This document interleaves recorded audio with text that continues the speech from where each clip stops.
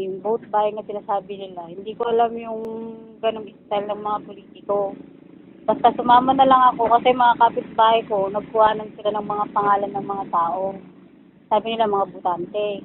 E di ako naman, kala ko naman kung anong ibig sabihin nun, inilista ko naman yung pangalan ko. Tapos, ilang araw, meron na nagbigay ng mga tagto 200. Sabi ko, ano ibig sabihin nila? Sabi nila, bigay lang yan ng isa sa mga politician. Para sa akin, yung mga tao na nakakapagano ng mga mahihirap, hindi yung mga bumibili ng boto. Kasi sa tingin ko ngayon, parang nagkakagulo na yata ang politiko eh. Kaya para sa akin, yung nararapat, yung talaga matutulungan kami mahihirap.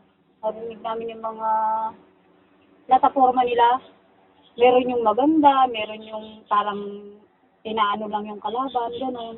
Eh, siyempre, titimbangin mo kung ano yung nararapat at yung titingnan mo kung ano yung talagang magagawa nila.